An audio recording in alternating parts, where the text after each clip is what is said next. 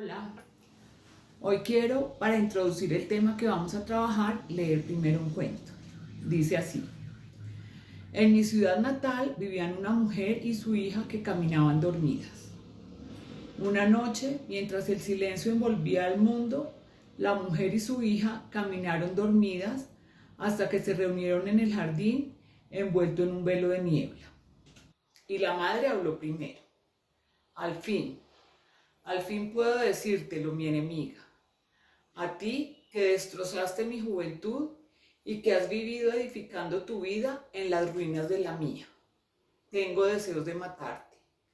Luego la hija habló en estos términos: oh, mujer odiosa, egoísta y vieja, te interpones entre mi libérrimo ego y yo.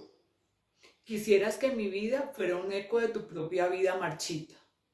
Desearía que estuvieras muerta. En aquel momento cantó el gallo y ambas mujeres despertaron. La madre dijo amablemente: ¿eres tú, tesoro? Y la hija respondió con la misma amabilidad: sí, soy yo, querida amiga. Las sonámbulas de Gibran Jalil Gibran, en el libro del loco. Cuando yo leí esta historia por primera vez me estremecí, porque es que estamos acostumbrados a que no pueden existir ese tipo de sentimientos de los papás hacia los hijos y viceversa. Y encontré un concepto que me ha parecido muy interesante en un libro de Marta Alicia Chávez, que es una psicóloga y terapeuta mexicana, que se llama Tu hijo, tu espejo. El concepto habla de la parte oculta que hay en las relaciones. Ella en este hace referencia a las relaciones padres e hijos, pero yo creo que en realidad esto ocurre en cualquier tipo de relación. Son esas cosas que de manera inconsciente están ahí dentro de la relación, que no hemos decidido que eso sea así, pero que están, y que es importante empezar a saber cómo las sacamos a flote para que podamos trabajar en ellas. Todos como papás sobre todo negamos algún resentimiento hacia nuestros hijos o algún mal sentimiento que tengamos hacia ellos porque nos parece imperdonable que los tengamos. Pero eso no nos hace malos padres, eso lo que nos hace es más humanos. La condición humana es así. Esto es un misterio, no sabemos por qué pasan las cosas que pasan en la vida, pero muchas veces tenemos sentimientos, tenemos algo guardado y hasta que no lo reconocemos no podemos solucionarlo. Si nosotros no nos damos cuenta que algo no funciona, difícilmente podemos cambiar. Pues, por ejemplo, si tú estás manejando un carro y el carro empieza a sonar raro, pero tú no sabes qué es, tú no le pones atención, como no sabes que eso es una alarma para que dejes de hacerlo, simplemente sigues manejando y en algún momento es posible que el carro se vare. Entonces, por eso este concepto de la parte oculta de las relaciones nos ayuda a mirar un poquito más allá de la superficie, ver que hay cosas que pueden estar pasando, que a veces a nosotros nos hacen sentir malas personas, malos padres, pero que lo que tenemos que hacer más que juzgarnos y criticarnos es encontrar qué es lo que está pasando para poder volver esas relaciones más plenas y más sanas. Entonces voy a hablar hoy sobre 7 aspectos que están en la parte oculta de las relaciones. Mira si de pronto hay alguno con el que te identifiques con tranquilidad, sin sentirte mal, sin sentirte culpable. Pero a todos en algún momento nos ha pasado y hemos sentido alguna de estas cosas. La primera es la proyección. ¿Y qué quiere decir esto? Nosotros sentimos a veces que como yo no pude hacer algo, nuestro hijo está ahí para hacerlo por nosotros. Y le cargamos esa responsabilidad. Entonces, pretendemos que haga cosas que aunque a él no le gustan o él no quiere, nosotros sí queremos que las haga porque justificándonos en el amor, en el cuidado, en todo, creemos que es lo mejor para él, pero si miramos más a fondo nos damos cuenta que es porque creemos que es lo mejor para nosotros. Y entonces es muy diferente pensar en aconsejar y guiar a nuestro hijo por el camino que nos parece el adecuado, a presionarlo para que haga ciertas cosas que finalmente nos van a beneficiar es a nosotros, no a ellos. Entonces, cuando veas que estás como presionando a tu hijo más de la cuenta por algo que él realmente como que no resuena, como que la cosa no fluye, mira a ver qué es eso que tú estás tratando de resolver. Porque es que uno a veces siente que uno, como hemos dicho muchas veces, que mi hijo no sufra lo que yo sufrí, y no es eso. Es que nosotros queremos que haga las cosas que nosotros no pudimos hacer sin pensar si ese realmente es su deseo, si esa es su misión en la vida. Todas las almas tenemos una misión en la vida y nosotros como padres tenemos que permitir que nuestros hijos recorran el camino que les corresponde, que hagan eso para lo que vinieron a esta vida y no interponernos, nosotros tratando de que hagan lo que nosotros queremos. Cada uno tiene que curar lo que le corresponde. Yo no puedo pretender que mi hijo solucione con su vida las cosas que yo no fui capaz de solucionar. La muestra más grande de amor de un padre hacia un hijo es permitirle que viva su propia historia. El segundo elemento que se presenta en la parte oculta de las relaciones es el agotamiento. Y es ese deseo que tenemos a veces de que termine esta responsabilidad que tenemos como padres y que la verdad es que no acaba nunca. Y yo pienso sobre todo en este momento de pandemia, y se los digo a mis hijos, se los he dicho a veces un poco en son de chiste, que si esta pandemia hubiera sido hace 20 años, yo los habría botado por la ventana. Porque es que no sé cómo es la vida de sus papás que tienen 3 hijos pequeños, que tienen que estar pendientes de la parte del colegio, del entretenimiento de los niños, pero además de su trabajo, de muchas cosas. Esto genera un desgaste de las personas y de las relaciones. Pero cuando uno reconoce y dice, no, definitivamente no quisiera más, en este momento no quisiera haber tenido hijos, ¿qué es lo que pasa? Que la gente te juzga y te dice, pero ¿cómo se te ocurre hacer eso? Y te critica. Entonces tú te sientes mal y te sientes culpable. Y eso no puede ser. Cuando sientas esta situación como que ya te desbordó, como que definitivamente no, en este momento me siento que qué locura es esto de haber tomado la decisión de tener hijos, sé compasiva contigo mismo. Piensa por qué te sientes así. Es posible que estés cansada, es posible que tengas una situación económica agobiante, que tu relación de pareja no esté funcionando. Hay muchas cosas y eso es posible y tienes que aceptarlo y tienes que reconocerlo. Entonces no te sientas mal si en algún momento de tu vida, y no solamente en esta pandemia, sino en cualquier momento de tu vida, ante una situación difícil, has deseado que termine tu responsabilidad como mamá. Ánimo, a todos nos pasa, pero lo importante es reconocerlo y saber que lo sentimos en un momento dado. El tercer elemento es el rechazo, y tenemos un rechazo hacia el rechazo muy grande.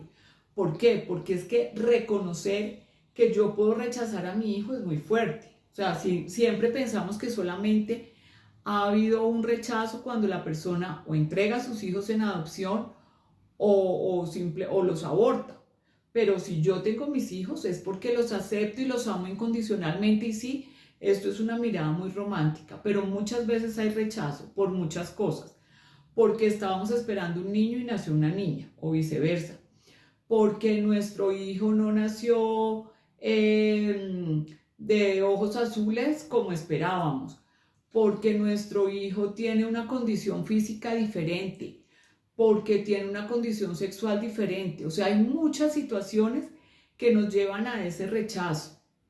Pero como nosotros no queremos reconocerlo, lo que hacemos es que terminamos agrediendo a veces a nuestro hijo, criticándolo, tratándolo muy duro, porque es la única forma que tenemos de expresar ese rechazo, que muchas veces es hasta inconsciente, no nos hemos dado cuenta que está, pero cuando empezamos a darnos cuenta que eso sucede, pues podemos trabajar en ello. Y el rechazo es normal en la condición del ser humano. Acuérdate que la relación entre padres e hijos es sobre todo una relación entre seres humanos, que implica sentimientos bonitos, otros no tan bonitos, que implica dificultades, implica acercamientos y distanciamientos. Entonces, Lo más importante es entender que es una condición normal de nosotros como padres, que lo que tenemos que hacer es que más que tratar de cambiar esa situación, es aceptarla y cambiar ese rechazo por amor. El cuarto elemento es la sobreprotección y tiene que ver con el tú no puedes, entonces lo voy a hacer yo por ti. Y también, o sea, yo creo que como lo dije al principio, estas partes ocultas de las relaciones no son algo consciente, sino algo que simplemente se da, pero no entendemos por qué se da. Y tenemos que ser muy objetivos tratando de ver por qué protegemos a nuestros hijos. ¿Los protegemos realmente del peligro o los protegemos porque creemos que son incapaces? Yo te hago esto porque yo creo que tú no vas a lograrlo. Yo te acompaño porque es que tú solo no eres capaz de llegar. Y no es que se lo digamos, no es necesario que se lo digamos. Con la forma en que actuemos, nuestro hijo empieza a sentir eso y la relación por eso empieza a fracturarse. El quinto elemento es el deseo de cambio. Y es cuando queremos cambiar en nuestros hijos esas cosas que no nos gustan de nosotros mismos. Entonces, si yo soy muy tímida y tengo un hijo tímido y yo he sufrido con mi timidez con la mejor intención y pensando que lo que debo hacer es que él deje de ser tímido para que él no sufra, empiezo a presionarlo para que haga cambios en su vida de cosas que me corresponde solucionar es a mí. Mi hijo no puede ser algo que no ve. O sea, ¿a qué me refiero? Si yo soy una persona tímida y todo el día le digo es que tú tienes que ser capaz de hablar en público, es que tú tienes que ser capaz de saludar a la gente, es que tienes que ser capaz, y él ve que yo no soy capaz, va a tener ese mensaje de, a ver, ¿yo por qué debo hacer esto si mi mamá o mi papá no lo hace? Entonces tenemos que ser nosotros primero para que ellos puedan hacer.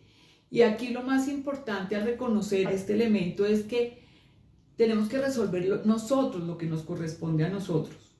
Si hay algo de mí que no me gusta, tengo dos opciones. Una, aceptarlo porque es posible que no pueda cambiarlo.